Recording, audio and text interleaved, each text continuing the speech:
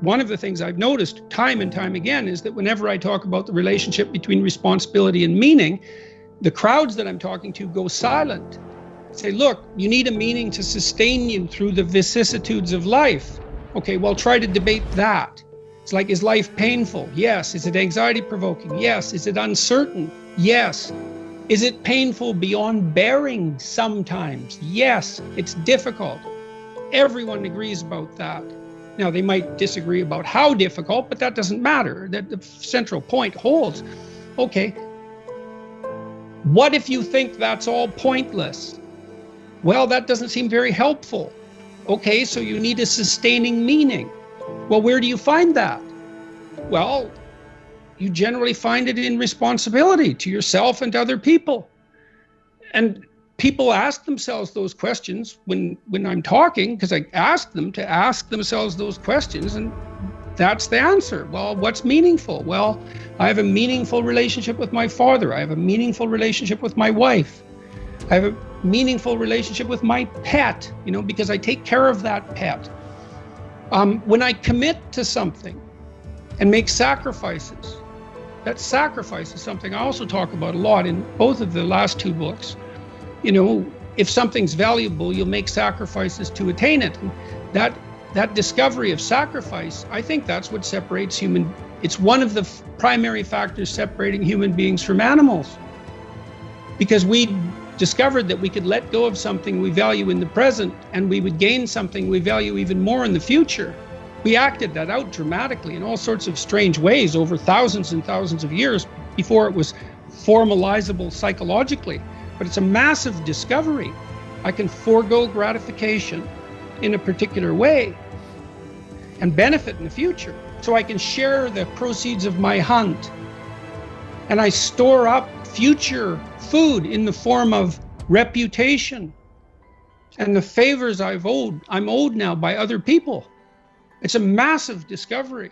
It took me a long time to understand that belief regulated emotion. So what happens is that if you act out your identity, if you act out your beliefs in the world, and what you want doesn't happen, what happens is that your body defaults into emergency preparation for action. And the reason for that is you've wandered too far away from the campfire, and now you're in the forest, and maybe you're naked. And so what do you do then? And the answer is, well, you don't know what to do. So what do you do when you don't know what to do? And the answer is you prepare to do everything. And the problem with that is that it's unbelievably draining psychophysiologically. Like, it hurts you. And there's an immense physiological literature detailing the cost of exactly that kind of response. People stay where what they do has the results they want. That's partly why you want to be around people who share your cultural presuppositions, is because you know that, for example, even in small ways, let's say you're a country music aficionado and you're hanging around with your cowboy hatted buddies and you throw on a tape and everyone says, great tunes, man. And you're happy about that.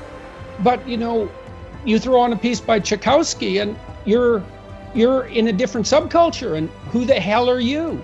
And the people in your group will say, man, who listens to music like that? And that's a trivial example in some sense, but I believe it's one that everyone can resonate to. It's very hard on us not to be where we know that what we want is going to happen. We hate that.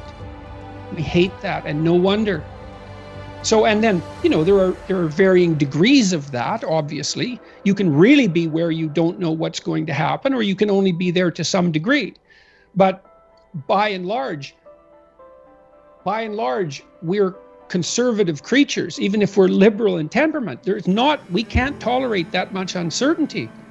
And you might ask, well, why? And the answer is, well, because you can be hurt. Pain, you can be damaged, you can become intolerably anxious, and you can die. So it's no wonder you're sensitive. We're very sensitive to negative emotion. And so our identities, functional identity regulates your emotion. But you do that in concert with other people. In the first chapter of the new book, Beyond Order, the rule is don't casually denigrate social institutions or creative achievement. That's that balance again. I make the case that most of your sanity is socially distributed. And what I mean by that is, well, let's say that you know how to behave. You're well socialized. You can play with others. Now, I said already in this conversation, if you didn't learn to play with others between the time you were 2 and 4, you will never learn. And psychologists have beat their heads against the wall trying to rehabilitate antisocial children. They can't do it after the age of 4. Well, it seems to be partly because the kids fall farther and farther behind. So let's say you make the leap from egocentric dependence on your mother at 2 and 3 to immersion in a peer group. Well, then you pick peers that are at your same developmental level, and you chase each other up the developmental ladder. And the longer you're out of that, the farther you fall behind.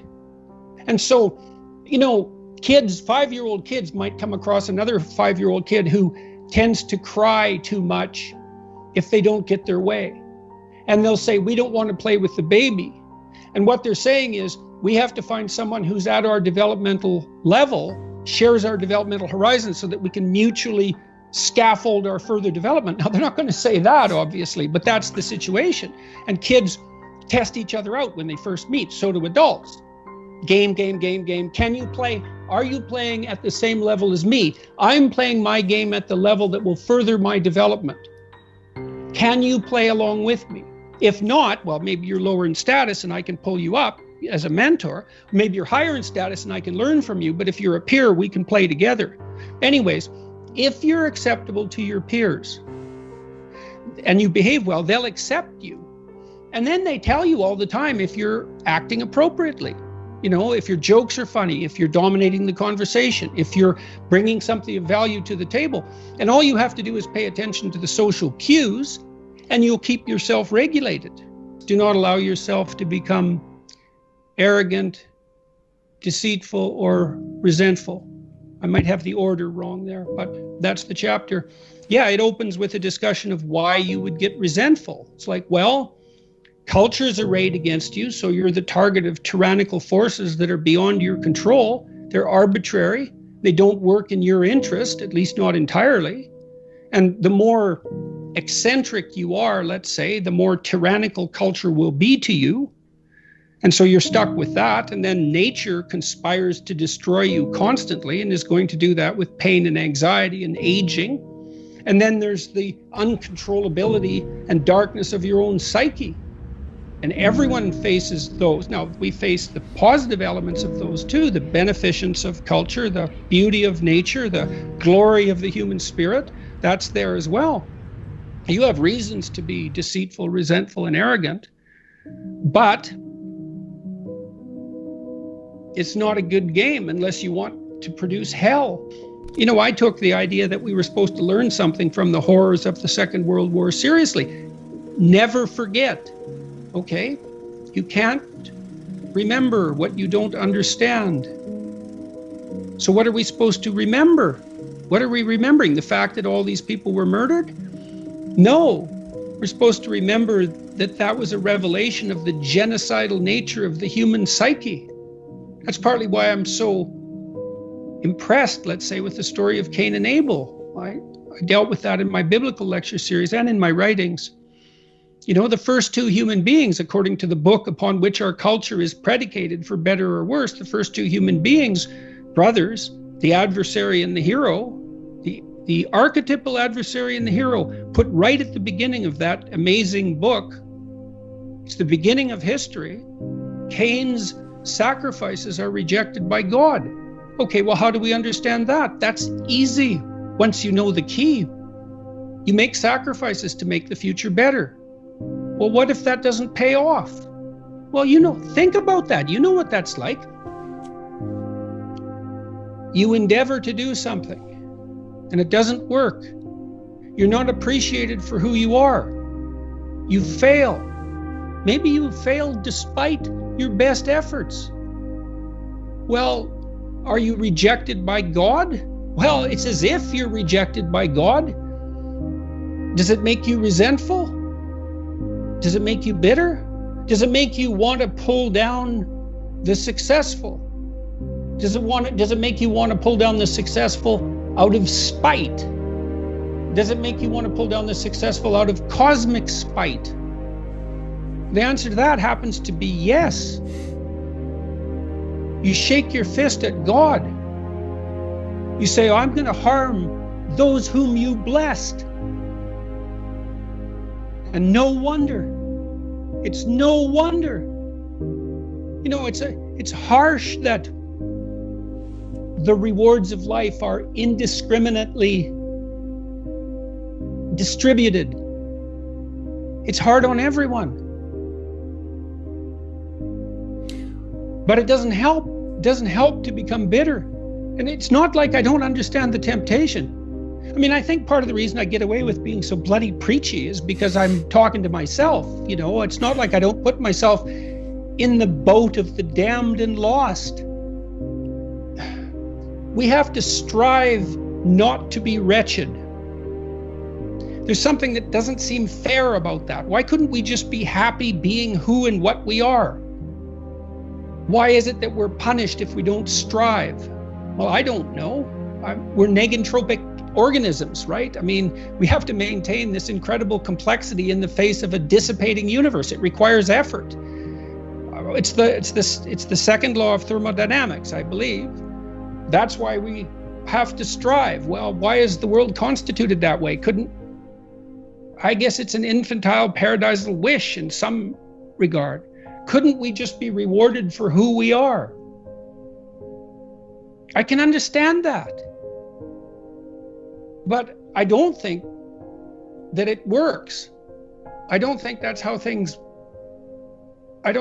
function like that. And I don't think probably in the final analysis we really want them to. I don't know if anyone enjoys undeserved reward. You know, it feels kind of creepy, doesn't it, to be rewarded for something you didn't do? The positive emotion that we find sustaining is experienced in relationship to an unachieved goal. It's hope that drives us forward. We want something, and if we see ourselves moving towards that, then we're in the grip of the positive emotion that we find sustaining. It isn't the attainment. Attainment is satiating. Attainment shuts down the system that has been striving for that particular object of attainment. If you're hungry and you eat, you stop being hungry. Now, that's good because the hunger is gone, but that whole frame disappears. You can no longer strive within that frame, and you need a new frame to strive towards. And so technically, and this is well established as far as I'm concerned, we even know the drugs that people abuse, cocaine, let's say amphetamines, the ones that are potent sources of positive emotion, activate the system that regulates our emotional response to evidence that we're moving towards a desired goal. So cocaine, for example, is an exhilarating drug. It makes you feel that things are worthwhile because it hijacks the system that does indicate that things are worthwhile. So this is deeply, this striving aspect is deeply rooted in our biology, for obvious reasons.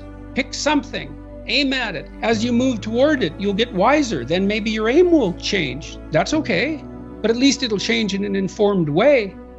It's like discipline yourself in one dimension. See what happens. The best we have might not always work, but it's still the best we have. And the fact that it might not work doesn't mean we should throw it away.